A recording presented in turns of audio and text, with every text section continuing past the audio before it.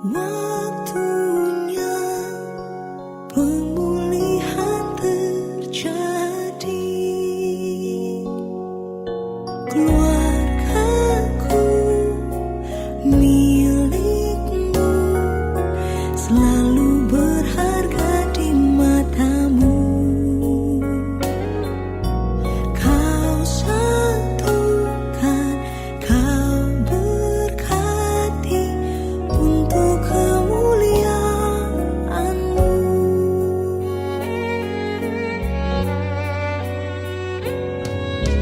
Ini saatnya Tuhan Kau melawat keluargaku. Ini waktunya pemulihan terjadi. Keluargaku milikmu, selalu berharga di matamu. Kau satukan, kau berkati untuk kemuliaan-Mu. Shalom Bapak Ibu Jemaat GKA Agape yang terkasih di dalam Tuhan. Sungguh anugerah yang luar biasa kalau sampai hari ini kita masih boleh beribadah bersama. Meskipun masih secara online dan meskipun kita harus beribadah di rumah kita masing-masing. Namun biarlah itu tidak mengurangi sukacita kita dan kerinduan kita untuk kita memuji dan menaikkan segala ucapan syukur kita. Mari saya mengajak jemaat sekalian untuk bangkit berdiri. Kita mau masuk di dalam hadirat Tuhan. Kita naikkan Tuhan berada di bait sucinya.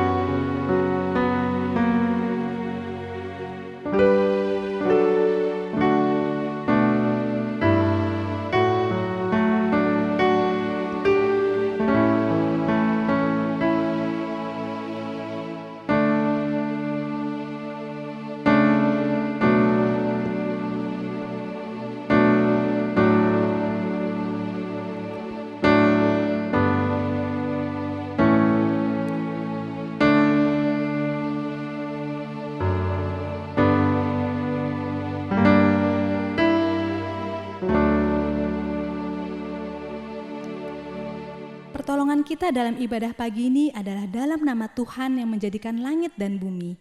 Kasih karunia dan damai sejahtera dari Allah Bapa kita dan dari Tuhan Yesus Kristus menyertai kita sekalian. Amin. Masih dengan bangkit berdiri kita akan bersama-sama membaca bacaan Alkitab kita yang terambil di dalam Kolose 3 ayatnya yang ke-12 sampai dengan ayatnya yang ke-14. Karena itu sebagai orang-orang pilihan Allah yang dikuduskan dan dikasihinya, kenakanlah belas kasihan, kemurahan, kerendahan hati, kelemah lembutan, dan kesabaran. Sabarlah kamu seorang terhadap yang lain, dan ampunilah seorang yang lain apabila yang seorang menaruh dendam terhadap yang lain. Sama seperti Tuhan telah mengampuni kamu, kamu perbuat jugalah demikian. Dan di atas semuanya itu, kenakanlah kasih sebagai pengikat yang mempersatukan dan menyempurnakan. Jemaat sekalian dipersilahkan duduk. Kita bersyukur kita boleh memiliki Allah yang luar biasa, Allah yang adalah penolong kita di dalam kesesakan. Dialah Yesus yang selalu memberikan kita sukacita. Apapun yang terjadi di dalam hidup kita, mari kita mau memuji dan bersuka di dalam Dia.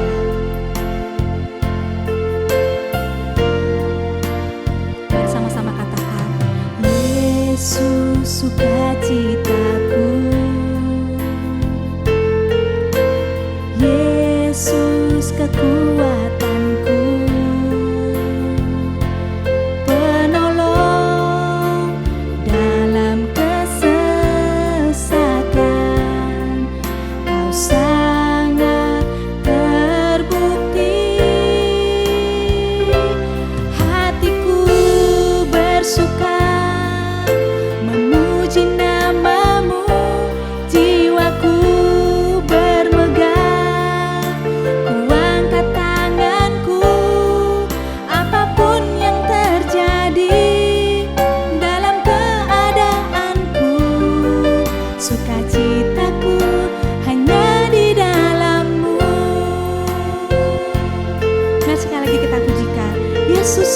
sukacitaku. Yesus sukacitaku. Yesus kekuatanku, penolong dalam kesesatan. Kau sangat terbukti. Hatiku bersuka memuji namamu, jiwaku bermegah. Ku angkat tanganku, apapun yang terjadi dalam keadaanku. Sukacitaku hanya di dalam-Mu. Hatiku bersuka memuji namamu, jiwaku bermegah. Ku angkat tanganku, apapun yang terjadi dalam keadaanku. Sukacitaku hanya di dalam-Mu. Sukacitaku Tuhan tak ditentukan oleh keadaanku dan masalahku. Mari kita mau sama-sama angkat hati kita bagi Tuhan. Hatiku bersuka memuji namamu, jiwaku bermegah. Ku angkat tanganku, apapun yang terjadi dalam keadaanku. Sukacitaku hanya di dalam-Mu. Hatiku bersuka memuji namamu, jiwaku bermegah. Ku angkat tanganku, apapun yang terjadi dalam keadaanku. Sukacitaku hanya di dalam-Mu. Apapun yang terjadi dalam keadaanku, sukacitaku hanya di dalam-Mu. Apapun yang terjadi dalam keadaanku, sukacitaku hanya di dalam-Mu.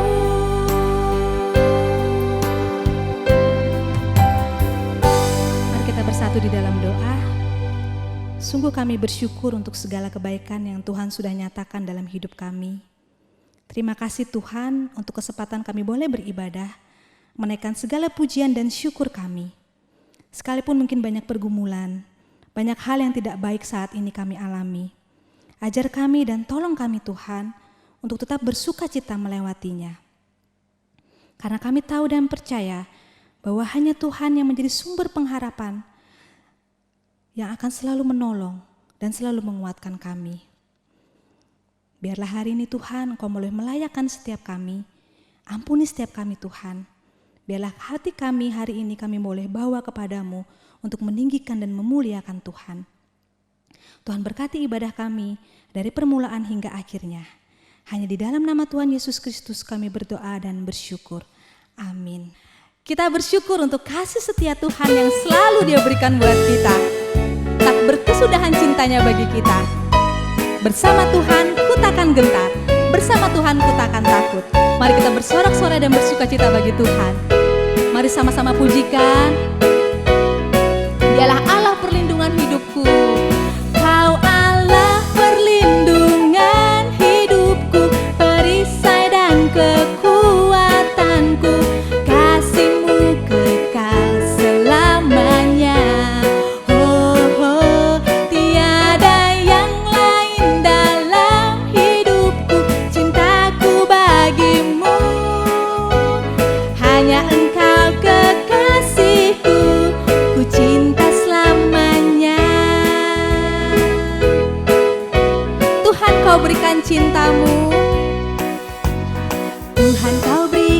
cintamu tiada pernah berkesudahan. Ku ingin nikmati selamanya.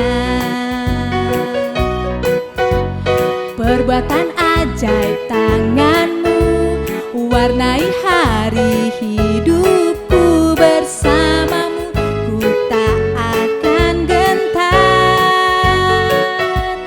Kau Allah perlindungan hidupku, perisai dan kekuatanku. Kasih-Mu kekal selamanya. Oh, oh, tiada yang lain dalam hidupku. Cintaku bagimu, hanya Engkau kekasihku. Ku cinta selamanya. Mari sekali lagi kita pujikan. Tuhan, Kau berikan cinta-Mu dan tak pernah berkesudahan bagi kami. Tuhan, Kau berikan cinta-Mu tiada pernah berkesudahan. Ku ingin nikmati selamanya. Oh, oh, perbuatan ajaib tanganmu warnai hari hidupku. Bersamamu ku tak akan gentar. Kau Allah perlindungan hidupku, perisai dan kekuatanku. Kasih-Mu kekal selamanya, selama-lamanya. Tiada yang lain dalam hidupku. Cintaku bagimu, hanya Engkau kekasihku. Ku cinta selamanya. Kau Allah perlindungan hidupku, perisai dan kekuatanku. Kasih-Mu kekal selamanya, selama-lamanya. Tiada yang lain dalam hidupku. Cintaku bagimu, hanya Engkau kekasihku. Ku cinta selamanya, hanya Engkau kekasihku. Hanya Engkau kekasihku, hanya Engkau kekasihku. Ku cinta selamanya. Berikan sorak-sorai untuk Tuhan kita yang sudah memberikan cintanya yang luar biasa bagi setiap kita. Firman Tuhan pada pagi hari ini akan dibawakan oleh Evangelis Aileen Mamahit. Mari kita mempersiapkan hati kita menjadi bejana yang siap untuk dibentuk dan dipakai menjadi alat kemuliaan yang sempurna untuk Tuhan kita.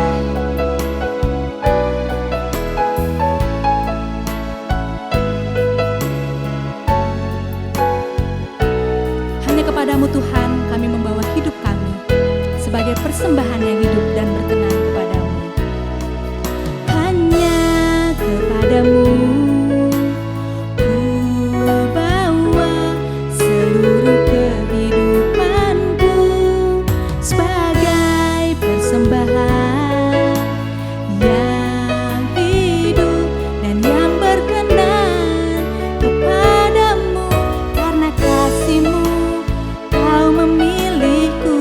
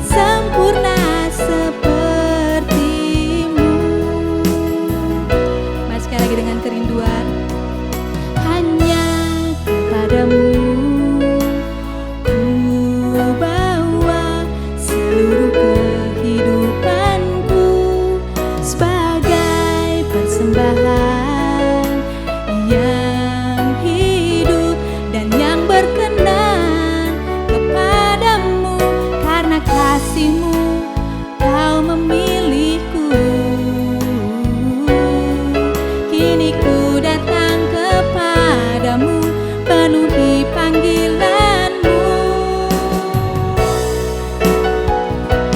Ini aku bejanamu, bentuklah sesuai kehendakmu, untuk genapi firman-Mu. Oh Yesus, ku jadikan ku alat yang indah di mata-Mu, bejana yang sempurna seperti-Mu. Ini aku bejanamu, bentuklah sesuai kehendak-Mu, untuk genapi firman-Mu.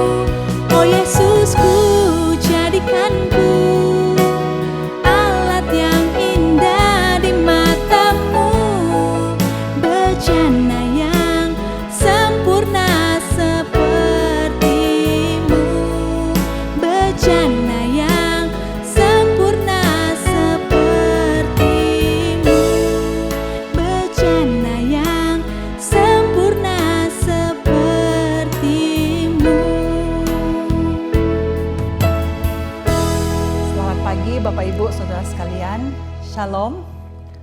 Pagi ini kita akan merenungkan satu tema yang sangat berhubungan dengan kita dan keluarga kita, yaitu pengampunan dalam keluarga.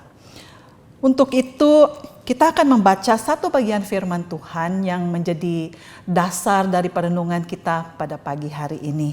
Mari kita membuka satu bagian firman Tuhan kita, Alkitab kita di dalam Matius pasal yang ke-18 ayat 21 dan 22. Injil Matius pasal yang ke-18 ayat 21 dan 22. Jika Bapak Ibu Saudara sekalian sudah menemukannya, silakan mengikutinya secara diam dan saya akan membacakan untuk kita semua. Matius 18 ayat 21 dan 22. Kemudian datanglah Petrus dan berkata kepada Yesus, "Tuhan, sampai berapa kali aku harus mengampuni saudaraku jika ia berbuat dosa terhadap aku? Sampai 7 kali?" Yesus berkata kepadanya, "Bukan, aku berkata kepadamu, bukan sampai 7 kali, melainkan sampai 70 kali 7 kali." Demikianlah pembacaan firman Tuhan. Yang berbahagia adalah kita yang membaca dan merenungkannya, serta mengaplikasikan dalam kehidupan kita sehari-hari. Sebelum kita lanjut dengan perenungan pagi ini, mari kita berdoa terlebih dahulu. Bapa di surga, kami bersyukur ya Tuhan, pada pagi ini Engkau menganugerahkan kepada kami kesempatan untuk duduk di bawah kaki-Mu dan mendengarkan firman-Mu. Bapa, buka hati dan pikiran kami, supaya kami dapat belajar daripada-Mu ya Tuhan. Engkau dengan leluasa dapat berbicara pribadi lepas pribadi melalui firman-Mu. Dan kiranya perenungan kami pada pagi hari ini, Engkau berkati ya Bapa, supaya sesuai dengan hati-Mu kepada kami semua. Kau berkati kami, baik hamba yang menyampaikan firman-Mu maupun kami yang mendengarkan di rumah masing-masing. Kiranya Tuhan yang menyertai kami pada pagi hari ini.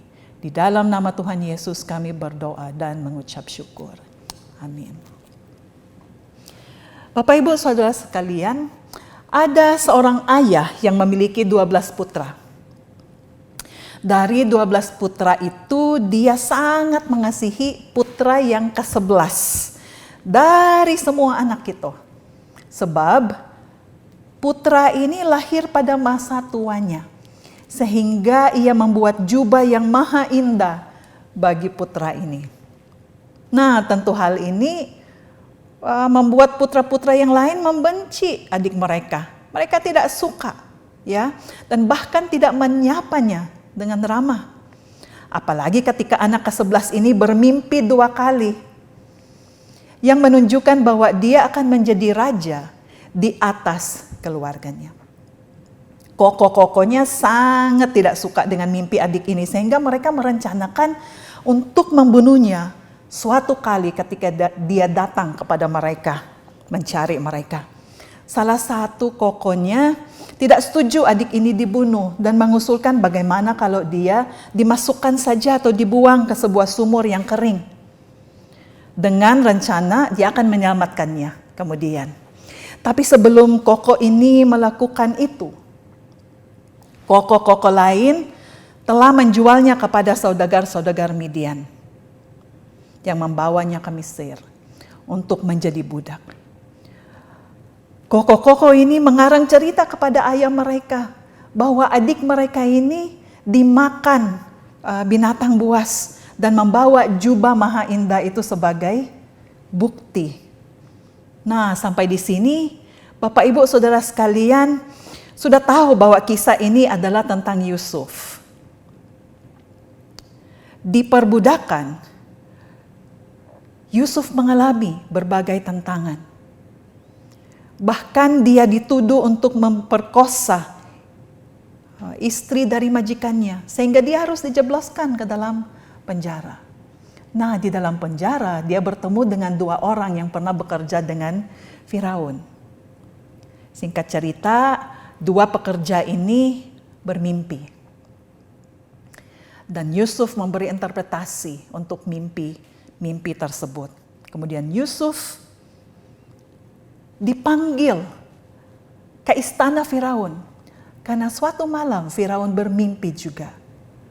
Dan Tuhan beserta dengan Yusuf sehingga Yusuf dapat memberi interpretasi yang tepat bagi mimpi-mimpinya Firaun itu. Sehingga Yusuf diangkat menjadi orang kedua di Mesir itu dan membuat bank makanan untuk mengantisipasi 7 tahun kelaparan. Kemudian koko-kokonya ini datang ke Mesir untuk membeli makanan. Nah, mereka tidak mengenal adik mereka, tetapi adik mereka sangat mengenal kakak-kakaknya ini yang dulu jahat kepadanya. Tapi dia memilih untuk mengampuni mereka. Padahal dia berada pada posisi di mana dia bisa membalas kejahatan yang dilakukan oleh koko-kokonya kepadanya. Dia katakan kepada koko-kokonya ini, memang kamu telah mereka-rekakan yang jahat terhadap aku, tapi Allah telah mereka-rekakannya untuk kebaikan. Ini adalah kisah yang memberikan pelajaran yang sangat berharga mengenai pengampunan di dalam keluarga Bapak Ibu Saudara sekalian. Nah, mungkin kita pernah mendengar prinsip hukum pembalasan di masa lampau atau masa kuno yang berkata lex talionis. Artinya mata ganti mata, gigi ganti gigi. Ini adalah konsep pembalasan yang dianggap adil atau setimpal. Tujuannya adalah memberi batasan untuk kompensasi terhadap apa yang terhilang.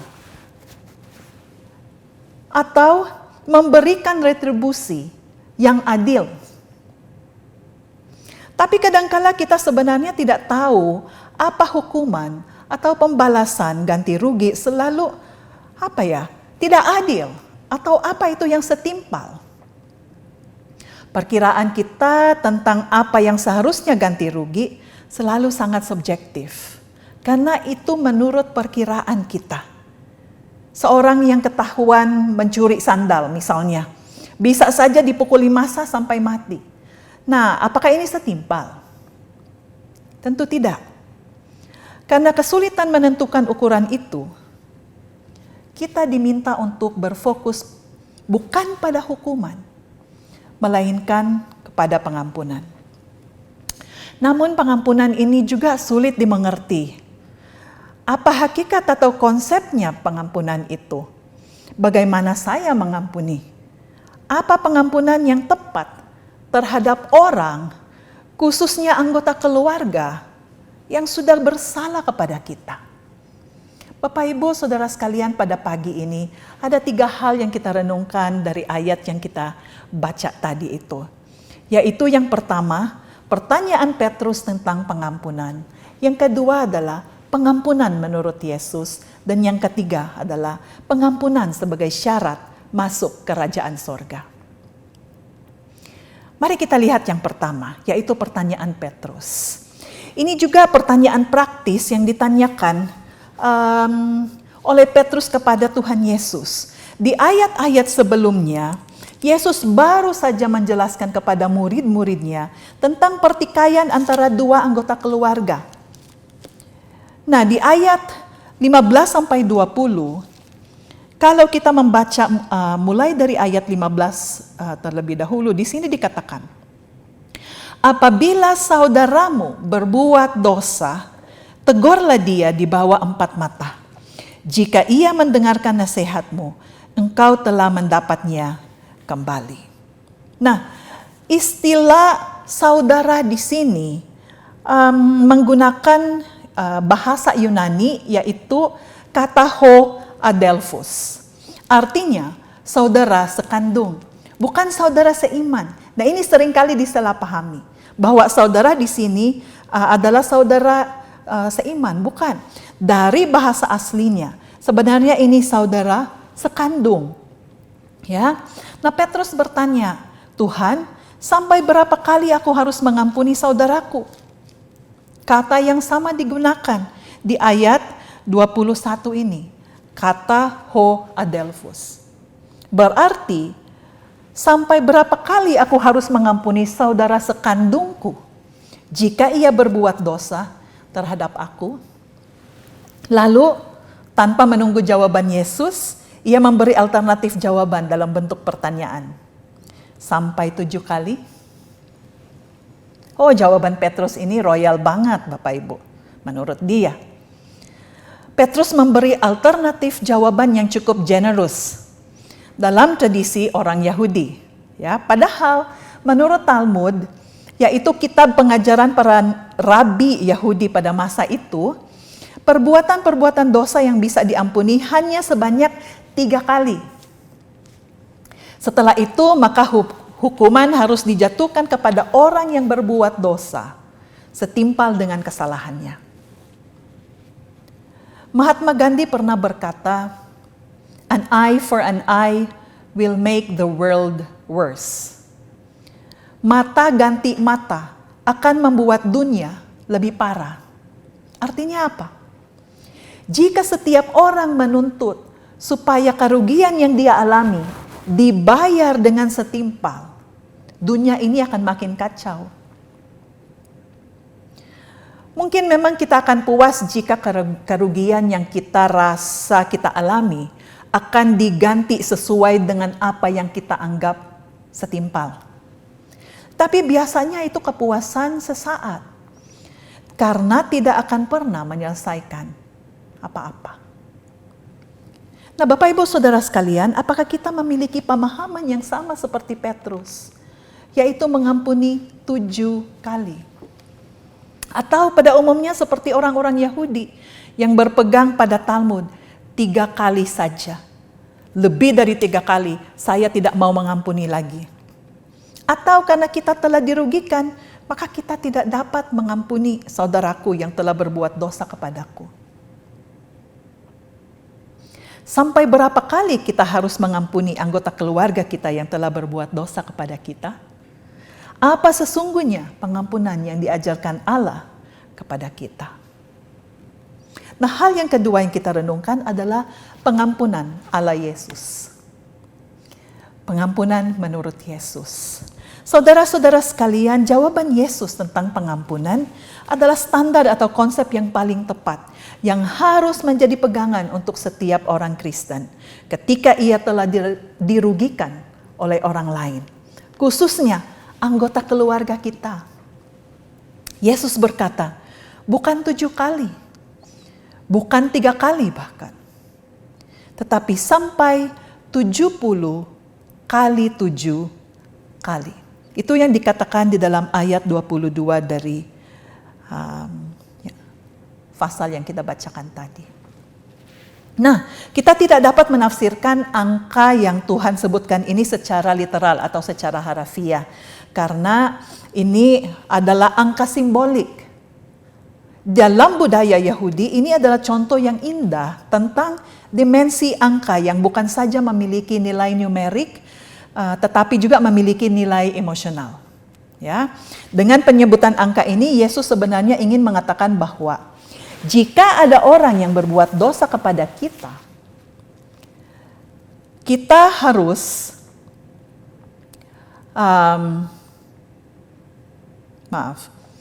kita harus mengampuni mereka tanpa batas. Jika ada orang yang berbuat dosa kepada kita, kita harus mengampuninya more times than you can possibly imagine. Artinya, lebih dari yang kita bisa bayangkan. Ada tafsiran yang mengatakan, there is no end to forgiveness. Tidak ada batas pengampunan yang seperti ini. Atau unlimited forgiveness, pengampunan yang tak ada akhirnya. Jumlah pengampunan yang tak terbayangkan ini kemudian dijelaskan Yesus dengan sangat baik melalui sebuah perumpamaan atau sebuah cerita tentang seorang yang berhutang kepada raja sebesar berapa? 10.000 talenta. Jumlah yang setara dengan 60 juta hari atau gaji selama 60 juta hari. Wah, lagi 10.000 talenta ini adalah angka yang punya nilai emosional, tidak bisa diterjemahkan secara literal. Ini berarti sangat mustahil bagi seorang untuk dapat membayar hutang tersebut. Bagaimana mungkin seorang budak atau hamba dapat membayarnya kepada rajanya? Ini adalah sebuah hutang yang masif, atau di sini dikatakan massive debt. Orang biasa aja akan kesulitan, apalagi seorang budak. Tidak akan dapat membayar hutang ini. Saudara-saudara sekalian, atas dasar apa sang raja mau menghapus yang tak terbayangkan dan tak terbayarkan ini? Hutang yang tak bisa dibayarkan, kok mau dihapus oleh sang raja? Atas dasar apa? Nah, perumpamaan ini memang ingin mengatakan satu hal, yaitu belas kasih. Mercy atau merciful. Dalam bahasa Yunani menggunakan kata atau istilah eleos, yaitu mercy, belas kasih. Ini adalah konsep yang mengandung makna. Ketika kita diberikan belas kasih, kita juga harus memberikan belas kasih. Di dalam perjanjian lama, kata Ibrani untuk eleos ini adalah chesed atau love and mercy. Ya. Upon realizing that the person from whom we have a right to expect nothing has given us everything, we must reciprocate. Artinya, ketika kita menyadari bahwa sosok yang kita tidak miliki, yang tidak memiliki hak untuk menuntut apa-apa saja, setelah memberikan segalanya, kita harus membalasnya. Saya katakan sekali lagi ya, ketika kita diberi belas kasihan, kita harus juga berbelas kasihan. Dan ketika kita menyadari bahwa sosok yang kita tidak miliki hak untuk menuntut apa-apa, telah memberikan segalanya kepada kita, kita harus membalasnya. Jadi pengampunan selalu berhubungan dengan belas kasihan, Bapak Ibu Saudara sekalian. Bagaimana dengan kita? Seberapa banyak Anda telah mengalami belas kasihan Allah? Sudah menerima pengampunan dari Allah? Sebanyak itu pula kita berbelas kasihan dan mengampuni anggota keluarga kita yang bersalah terhadap kita. Oh, saya yakin ini tidak mudah untuk dilakukan. Karena orang-orang yang seharusnya paling dekat dengan kita, orang-orang yang seharusnya mengasihi kita, memperhatikan kita, justru adalah orang-orang yang sangat menyakiti kita. Sudah menyakiti, belum tentu minta maaf. Terus kita harus mengampuni mereka. Nah, tetapi Bapak Ibu Saudara sekalian, poin yang ketiga adalah mengampuni ini kan sebagai syarat masuk dalam kerajaan Allah. Yang menarik, belas kasihan dan pengampunan dalam perumpamaan ini dikaitkan dengan kerajaan Allah atau kerajaan sorga. Apa maksudnya? Perumpamaan ini ingin mengajarkan bahwa karakteristik kerajaan Allah adalah belas kasihan dan pengampunan. Fokus pemberitaan Yesus dalam Injil ini adalah pemberitaan tentang kerajaan sorga, di mana orang-orang diundang untuk dapat masuk ke dalam kerajaan itu. Orang dapat masuk ke dalam kerajaan itu memang di satu sisi karena dia diundang dengan cuma-cuma dan berdasarkan belas kasihan semata. Tapi dari perumpamaan ini, di sisi yang lain, mereka yang diberi atau menerima belas kasihan ini harus mengampuni orang-orang yang bersalah atau berdosa kepadanya. Nah, dengan tegas perumpamaan ini diakhiri dengan kalimat, Bapakku yang di sorga akan berbuat demikian juga terhadap kamu apabila kamu masing-masing tidak mengampuni saudaramu dengan segenap hati. Berbuat demikian juga terhadap kamu, artinya menghukum si hamba yang tidak mengampuni itu tadi. Jika kita masing-masing tidak mengampuni saudara yang telah berbuat dosa atau salah kepada kita dengan segenap hati. Pelukis Titian pada tahun 1556 melukis lukisan cat minyak di atas kanvas yang diberi judul Christ and the Good Thief. Kristus dan pencuri yang baik. Lukisan ini disimpan di Bologna, Italia. Lukisan ini menggambarkan belas kasihan Kristus yang dia nyatakan di atas kayu salib terhadap orang jahat di sebelahnya. Ini mendemonstrasikan bahwa kerajaan Allah atau kerajaan sorga adalah tentang pengampunan dan anugerah. Pengampunan menjadi standar bagi kerajaan Allah. Untuk menjadi bagian dari kerajaan Allah, orang Kristen harus diampuni Allah dan mengampuni orang yang bersalah kepadanya. Berarti ada dua dimensi dari pengampunan ini, Bapak Ibu Saudara sekalian. Karena kita telah diampuni Allah, kita juga mengampuni saudara-saudara kita yang bersalah kepada kita. Pengampunan ini adalah standar kerajaan Allah. Sudahkah Anda menjadi bagian dari kerajaan Allah? Sudahkah Anda mengampuni orang atau saudara kandungmu atau anggota keluargamu yang bersalah kepada Anda? Bapak Ibu Saudara sekalian, Petrus yang tampaknya tidak sadar atau tidak paham betapa besar volume dosanya, seperti hutang yang tak mungkin terbayarkan itu, hanya bisa menawarkan pengampunan sebanyak 7 kali. Sekarang mulai sadar bahwa ia sebenarnya seperti hamba yang tidak bersyukur atas pengampunan yang diberikan kepadanya. Dalam perumpamaan itu ya, kita baca tadi.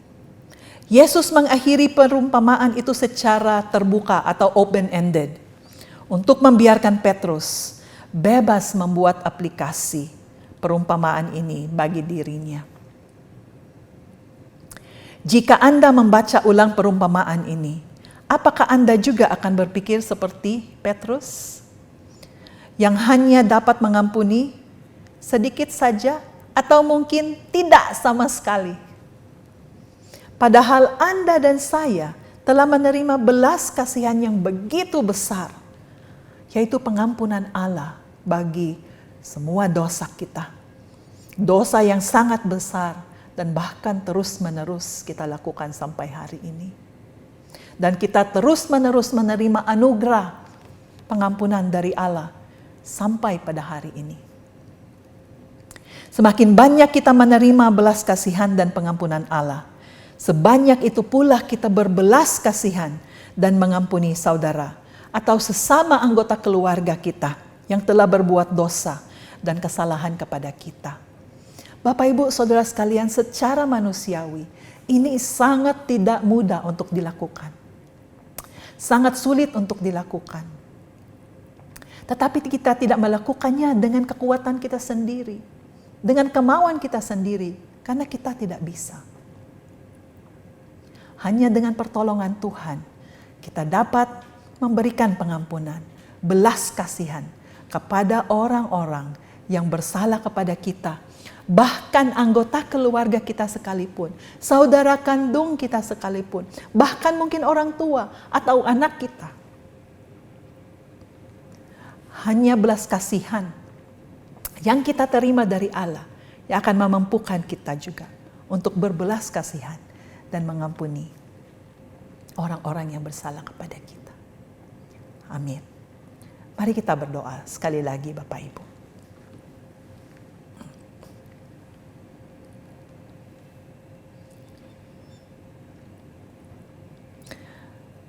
Bapa yang di surga,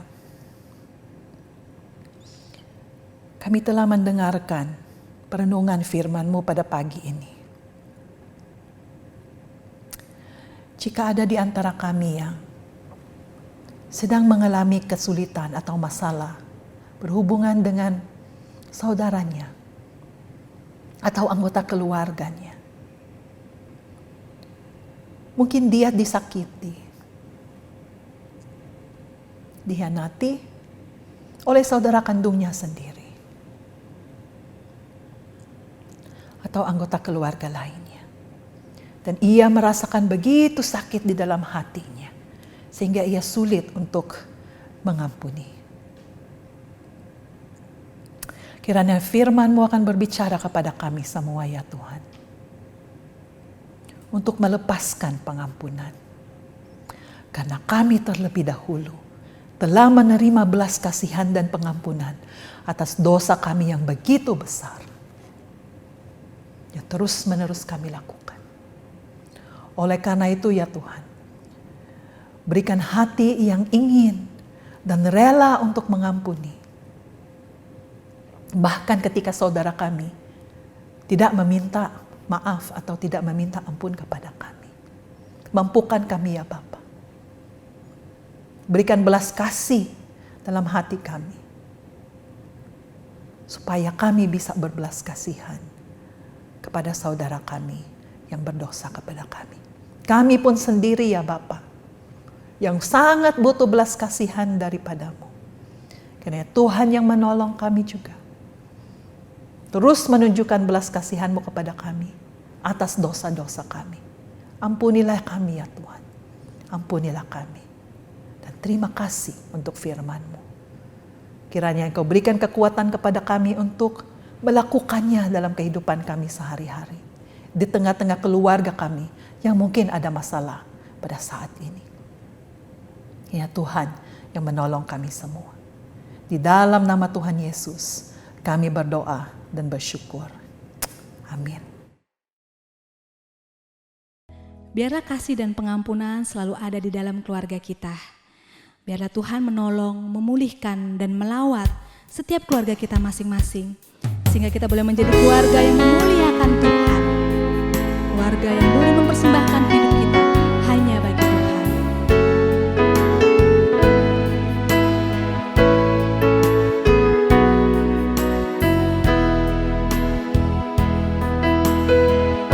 Mari sama-sama pujikan, ini saatnya. Ini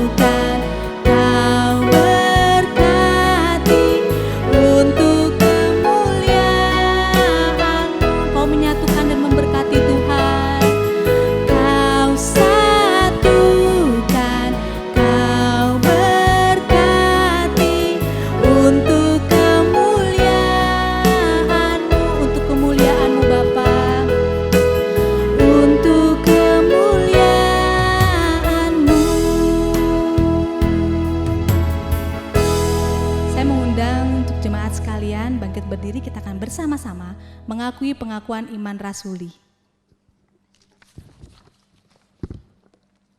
Pengakuan iman rasuli. Aku percaya kepada Allah, Bapa yang Maha Kuasa, Halik langit dan bumi, dan kepada Yesus Kristus, Anak yang tunggal Tuhan kita, yang dikandung dari Roh Kudus, lahir dari anak darah Maria, yang menderita sengsara di bawah pemerintahan Pontius Pilatus, disalibkan, mati dan dikuburkan, turun dalam kerajaan maut. Pada hari yang ketiga, bangkit pula dari antara orang mati, naik ke surga, duduk di sebelah kanan Allah, Bapa yang Maha Kuasa, dan dari sana ia akan datang untuk menghakimi orang yang hidup dan yang mati. Aku percaya kepada Roh Kudus, gereja yang kudus dan am, persekutuan orang kudus, pengampunan dosa, kebangkitan tubuh, dan hidup yang kekal. Amin.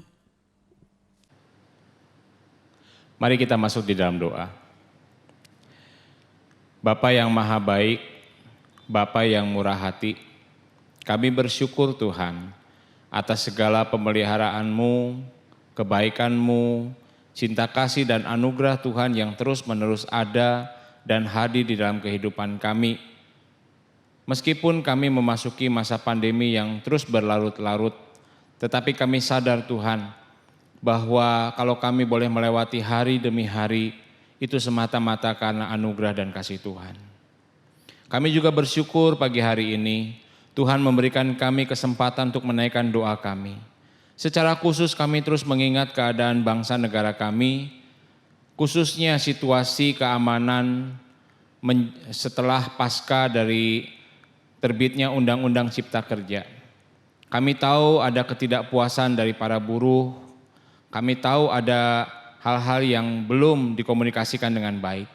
Oleh karena itu Tuhan kami mohonkan, biarlah Engkau tetap memberikan kepala yang dingin baik kepada para buruh, pengusaha, pada aparat keamanan supaya situasi keamanan di Indonesia ini tetap terjaga dan tetap kondusif. Tidak mengganggu stabilitas ekonomi, tidak mengganggu stabilitas politik dan sebagainya. Kami terus berdoa bagi pemerintahan kami. Mohon Tuhan berbelas kasihan di tengah-tengah situasi yang sangat berat seperti sekarang ini. Mereka sangat membutuhkan pertolongan Tuhan. Berikan hikmat, nasihat supaya mereka boleh tetap diberikan kemampuan memimpin bangsa negara ini ke depannya. Melewati masa-masa pandemi, secara khusus penanganan COVID, kami rindu Tuhan melihat bagaimana Engkau memakai pemerintahan kami untuk boleh menyelesaikan masalah ini. Oleh karena itu kami menaikkan doa ini kepadamu Tuhan. Terima kasih Bapa. Tidak lupa kami juga menyerahkan jemaat-jemaat kami yang lemah tubuh, yang sedang sakit atau mereka yang dalam pemulihan. Kami ingat Mak Siok Mbing yang badannya sakit dan sulit untuk berdiri. Mohon belas kasihan Tuhan, mohon jamahan Tuhan, mohon pemulihan daripada Tuhan hadir dalam kehidupannya.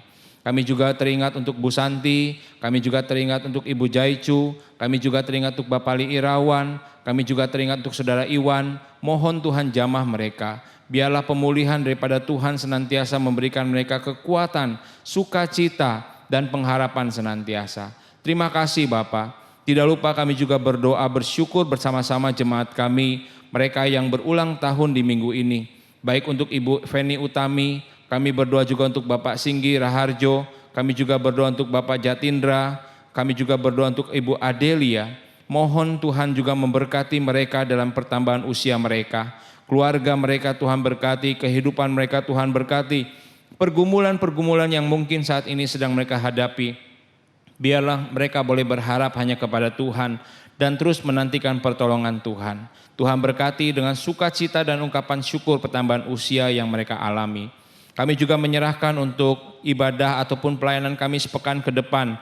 Kami ingat untuk mini seminar keluarga via Zoom yang akan diadakan pada hari Rabu 14 Oktober yang akan datang. Juga untuk persekutuan Onesimus yang akan diadakan pada hari Jumat. Mohon pertolongan Tuhan, mohon pimpinan Tuhan, supaya Tuhan juga menolong. Walaupun kami hanya bisa bersekutu lewat online, lewat daring, tapi kami boleh tetap merasakan hadirat-Mu Tuhan, dan juga kebersamaan di antara kami sebagai jemaat Tuhan di AGKA Agape. Terima kasih Bapak. Kami juga menyerahkan untuk persembahan kami, biarlah Tuhan berkenan untuk menerima, dan Tuhan senantiasa kami boleh mengucap syukur kepada Tuhan setiap kali kami memberikan persembahan. Kami juga ingat persembahan Gota, kami bersyukur Tuhan, Tuhan masih mempercayakan kepada kami pelayanan untuk melayani anak-anak di Papua. Tuhan berkati setiap tangan-tangan yang memberi untuk persembahan Gota, supaya mereka juga merasakan sukacita dan ungkapan syukur, melihat bagaimana ada begitu banyak anak yang boleh tertolong melalui persembahan Gota yang dipersembahkan kepada Tuhan. Terima kasih Bapak, terpujilah Engkau. Dengar doa kami dalam nama Tuhan Yesus Kristus kami menaikkan doa ini. Amin. Kita akan mengakhiri ibadah kita pada hari ini dengan menaikkan lagu doksologi dan doa berkat akan disampaikan oleh hambanya Evangelis Ailan Mamahi.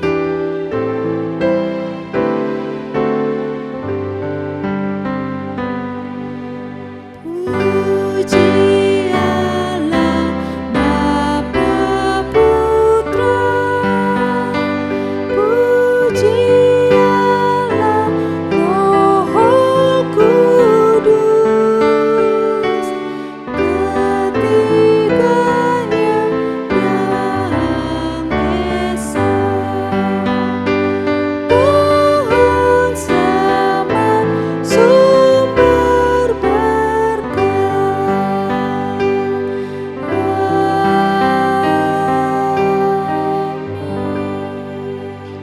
Mari jemaat yang dikasihi Tuhan, kita kembali ke tempat kita masing-masing dan menjalankan kebenaran firman yang baru saja kita dengarkan. Dan terimalah berkat dari Tuhan. Tuhan memberkati engkau dan melindungi engkau. Tuhan menyinari engkau dengan wajah-Nya dan memberi engkau kasih karunia. Tuhan menghadapkan wajah-Nya kepadamu dan memberi engkau damai sejahtera. Mulai hari ini sampai Maranatha. Amin.